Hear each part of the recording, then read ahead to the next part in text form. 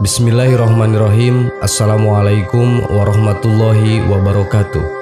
Sahabat yang beriman, Nabi Isa turun ke bumi untuk kedua kalinya di Menara Putih Damaskus. Faktor ini juga sudah dijelaskan dengan cara jelas dalam hadis Nabi yang diriwayatkan oleh Sahih Muslim. Dalam hadis sudah disebutkan bahwa Isa bakal diturunkan kembali di atas Menara Putih Damaskus dan kedua tangannya bakal memegang bahu kedua malaikat yang mendampinginya. Napas Nabi Isa tak dapat dicium oleh orang-orang pengikut Dajjal dan Isa bakal mencari dan membunuh Dajjal di pintu Lud. Seusai sukses membunuh Dajjal, Isa berangkat untuk mendatangi sebuah kaum yang dilindungi oleh Allah dari Dajjal dan dirinya menceritakan terhadap kaum yang dilindungi Allah itu bakal derajat mereka nanti di surga. Mengapa bukan Rasulullah SAW yang membunuh Dajjal? Sebab beliau sendiri bersabda, "Jika Dajjal telah keluar dan saya masih hidup, maka saya akan membela menjaga kalian. Namun Dajjal keluar sesudahku." Hadis riwayat Ahmad. Mengapa Nabi Isa kemudian ditugaskan membunuh Dajjal? Pertama, Nabi Isa tidaklah dibunuh dan disalib sebagaimana prasangka orang-orang Yahudi dan Nasrani. Namun Nabi Isa diangkat oleh Allah Subhanahu wa Ta'ala. Sedangkan orang yang disalib saat itu adalah laki-laki yang diserupakan dengan Nabi Isa alaihissalam. Wa kulluhum inna qatalnal masiha Isa ibn Maryam wa Rasulullah wa ma qataluhu wa ma salabuhu walakinna syabbaha lahum. Dan karena ucapan mereka orang-orang Yahudi, sesungguhnya kami telah membunuh Al-Masih Isa putra Maryam Rasul Allah, padahal mereka tidak membunuhnya dan tidak pula menyalibnya, tetapi yang mereka bunuh ialah orang yang diserupakan dengan Isa bagi mereka. Quran Surat An-Nisa ayat 157. Diturunkannya Nabi Isa di akhir zaman akan menjadi bukti kebenaran firman Allah dan menjungkir balikan keyakinan orang-orang Nasrani. Kedua, ketika peristiwa kiamat terjadi, Romawi atau Nasrani adalah bangsa mayoritas. Allah hendak menunjukkan kedustaan dan kepalsuan apa yang mereka adakan atas nama Allah terhadap Isa bin Maryam yang mereka nyatakan sebagai penebus dosa dan anak Allah. Selain itu, Nabi Isa juga akan mematahkan salib dan membunuh babi.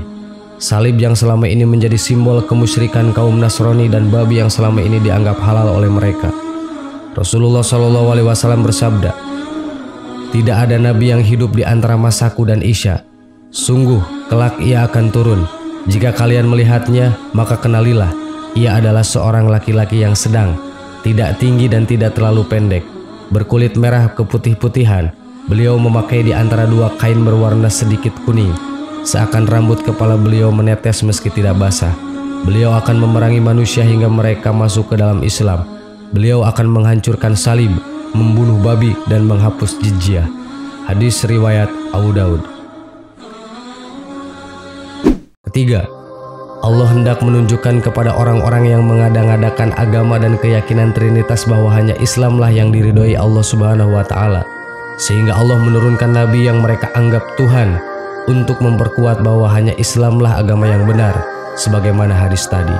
Sahabat yang beriman, itulah alasannya kenapa Nabi Isa yang diperintahkan untuk membunuh Dajjal dan bukan Nabi Muhammad SAW. Allahu a'lam. Assalamualaikum warahmatullahi wabarakatuh. Bismillahirrahmanirrahim. Assalamualaikum warahmatullahi wabarakatuh. Sahabat yang beriman, seorang wanita bila ditanya mengenai pekerjaannya, kemudian ia menjawab ibu rumah tangga, mungkin ada perasaan minder, malu karena merasa itu bukanlah suaranya yang istimewa. Bahkan tidak jarang ada yang beranggapan percuma saja sarjana kalau akhirnya hanya menjadi ibu rumah tangga. Padahal jadi ibu rumah tangga adalah pekerjaan mulia, sumber kasih sayang keluarga.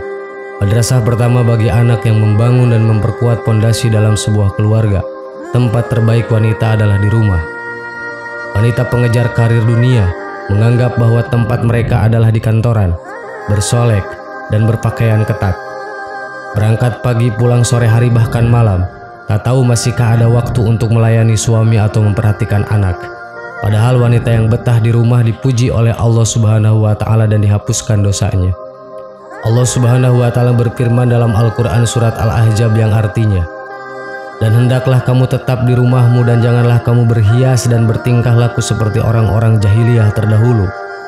Dan laksanakanlah sholat tunaikanlah zakat, dan taatilah Allah dan Rasul-Nya. Maka sesungguhnya Allah bermaksud hendak menghilangkan dosa dari kamu wahai Ahlul Bait dan membayarkan kamu sebersih-bersihnya. Quran Surat Al-Ahzab ayat 33. Dari Ummu Salamah, Rasulullah SAW bersabda, sebaik-baik masjid bagi para wanita adalah diam di rumah-rumah mereka. Hadis riwayat Ahmad. Keberadaan seorang ibu dalam sebuah rumah tangga sangat amat berharga dan menjadi salah satu peran penting dalam pembangunan peradaban bangsa.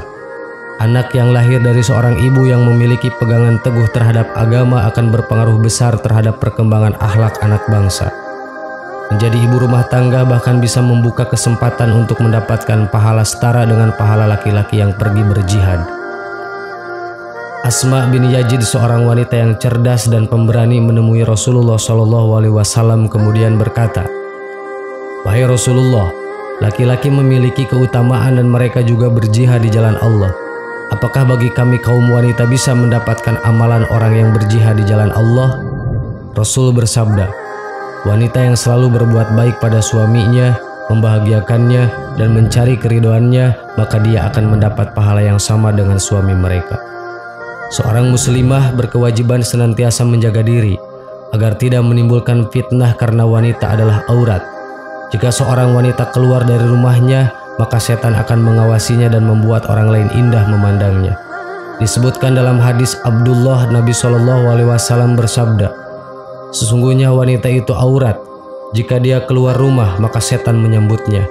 Keadaan wanita yang paling dekat dengan Allah adalah ketika dia berada di dalam rumahnya.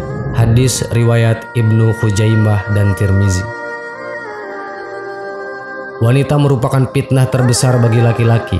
Sebagaimana hadis Nabi Muhammad SAW yang diriwayatkan dari Utsman bin Zaid, Nabi bersabda, aku tidak meninggalkan satu godaan pun yang lebih membahayakan para laki-laki selain fitnah wanita. Hadis riwayat Bukhari dan Muslim. Imam Nawawi mengatakan yang dimaksud godaan wanita bisa jadi di dalamnya adalah istri, karena ada di antara para istri yang membuat suaminya jauh dari Allah. Rasulullah pernah ditanya siapakah wanita yang paling baik, beliau menjawab, ya, itu yang paling menyenangkan jika dilihat oleh suaminya, mentaati suami jika diperintah, dan tidak menyelisihi suami pada diri dan hartanya sehingga membuat suami benci. Hadis riwayat Al-Asy'ari dan Ahmad. Wanita terbaik adalah mendampingi suami dalam setiap keadaan, serta menyenangkan hati suami, bertanggung jawab untuk mengurus rumah dan anak-anaknya. Anak adalah titipan Allah Ta'ala yang kelak orang tuanya akan dimintai pertanggungjawabannya di hadapan Allah Subhanahu wa Ta'ala. Rasulullah SAW bersabda, setiap kalian adalah pemimpin dan akan dimintai pertanggungjawaban mengenai kepemimpinannya. Kepala negara adalah pemimpin dan ia akan dimintai pertanggungjawabannya mengenai hal itu. Hadis riwayat Bukhari. Sahabat yang beriman, menjadi seorang ibu rumah tangga adalah menjadi wanita yang mulia, wanita pilihan, dan wanita terbaik dan dekat dengan Allah Subhanahu wa Ta'ala. Amin. Wallahu a'lam. Wassalamualaikum warahmatullahi wabarakatuh.